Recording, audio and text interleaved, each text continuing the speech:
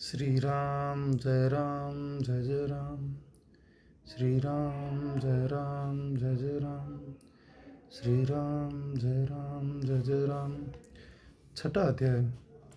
गोलोक में विष्णु जी का श्री कृष्ण से अधिक मास का दुख का वर्णन करना। नारद जी बोले, हे पाप रहित ऋषिवर, विष्णु भगवान ने गोलोक में जाकर क्या किया, जो कृपा करके मुझसे कहो। श्री नारायण बोले, हे नारद, अधिक मास सहित विष्णु भगवान जब गोलोक में गए तब वहाँ जो हुआ मैं कहता हूँ, सुनो। गोलोक में मणियों के खंभों से सुशोभित सुंदर ज्योति धाम को विष्णु भगवान ने दूर से ही देख लिया। उस ज्योति धाम से इतना प्रकाश निकल रहा था कि भगवान विष्णु की आंखें चकाचौंध हो गई, जिससे उनके नेत्र बंद हो गए। तब थोड़े थोड़े नेत्र खोलते हुए अधिक मास को अपने पीछे करके धीरे धीरे चले। भगवान श्री कृष्ण के मंदिर के पास पहुंचकर वे अधिक मास सहित विष्णु बड़े आनंदित हुए। तब हरि के द्वारपालों ने उठकर उन्हें प्रणाम किया। फिर उन्होंने ज्योतिर्मय भगवान के द्वार में अपने मीचे हुए नेत्रों से ही प्रवेश किया और वहां जाकर शीघ्र ही पुरुषोत्तम भगवान श्री कृष्ण को नमस्कार किया।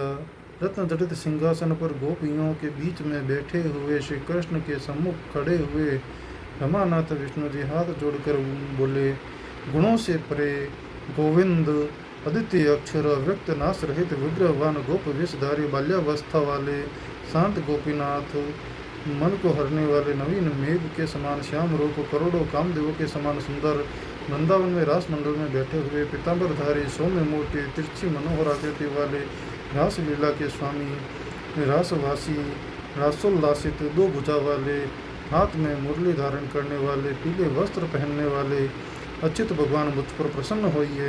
इस प्रकार श्री कृष्ण महाराज की स्तुति करके तथा नमस्कार करके विष्णु जीवन की आज्ञा से रत्न जटित सिंहासन पर विराजमान हो गए। श्री नारायण बोले, यह विष्णु द्वारा स्तुति किया गया स्तोत्र प्रातः काल उठकर जो मनुष्य पढ़ेगा उसके सब पाप नष्ट हो जाएंगे, जो बुरे स्वप्न है वो भी अच्छे फल देंगे, तथा पुत्र पौत्र की वृद्धि करने वाले गोविंद की भक्ति प्राप्त होगी। अपकीर्ति का नाश होकर निरंतर श्रेष्ठ कीर्ति बढ़ेगी। तदंतर श्री कृष्ण के चरणार विंदों में कांपते हुए मलमास से विष्णु जी ने प्रणाम करवाया। तब श्री कृष्ण भगवान ने पूछा, यह कौन है, यहाँ किस लिए आया है और रो क्यों रहा है। इस गोलोक में कोई कष्ट नहीं भोगता, गोलोकवासी सदा आनंद में मग्न रहते हैं, स्वप्न में भी कोई दुष्ट वार्ता नहीं सुनते। हे विष्णु, यहाँ मेरे आगे दुखद नेत्रों में आंसू बहाता हुआ थरथर कांपता हुआ क्यों खड़ा है। श्री नारायण बोले, नवीन मेघ के समान मनोहर श्याम सुंदर शरीर वाले गोलोकनाथ के वचन सुन विष्णु भगवान सिंहासन से उठकर आदि से लेकर अंत तक मलमास के दुख को सुनाने लगे।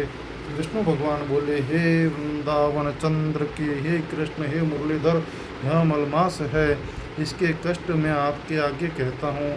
इसका कोई अधीश्वर नहीं है, इस कारण इसे मैं यहाँ गोलोक में लाया हूँ। आप इसके दुख दूर कीजिए। यह अधिक मास सूर्य की संक्रांति से रहित है, त्याज्य है, अपूज्य है और सब कर्मों में सदा वर्जित है। स्वामी रहित होने से इस मास में स्नान दान नहीं करने से सभी वनस्पति लताओं 12 महीनों में कलाओं, काष्ठाओं, क्षणों, उत्तरायण, दक्षिणायन, संवत्सर आदि में अपने स्वामियों के गर्व के बल पर इसका अत्यंत अपमान किया है, इसलिए इस दुखाग्नि के कारण इसके मरने की ठान ली है। तब अन्य दयालु पुरुषों की प्रेरणा से यह मेरे पास आया। हे ऋषिकेश, इस शरणार्थी ने कांपते हुए रोते हुए अपने समस्त दुखों को मेरे सामने खोलकर रख दिया। इसके महादुख को आपके बिना अन्य कोई निवारण नहीं कर सकता, इस कारण इस अनाथ को हाथ पकड़कर आपके पास लाया हूँ। आप इसके दुखों को दूर करने वाले हैं, इसके इस संतप्त को आनंद युक्त कर दीजिए। हे जगतपते, आपके चरण कमल प्राप्त करके कोई शोक कुल नहीं रहता। वेद वेदाओं का ऐसा वचन मिथ्या कैसे हो सकता है। अब इसका दुख दूर करना आपका कर्तव्य है। मैं सब काम काज छोड़कर इसे आपके पास लेकर आया हूँ, मेरा आना सफल कीजिए। अपने स्वामी के सन्मुख कोई बात बार बार नहीं करनी चाहिए, ऐसा नीति शास्त्र के जानने वाले पंडित कहते हैं।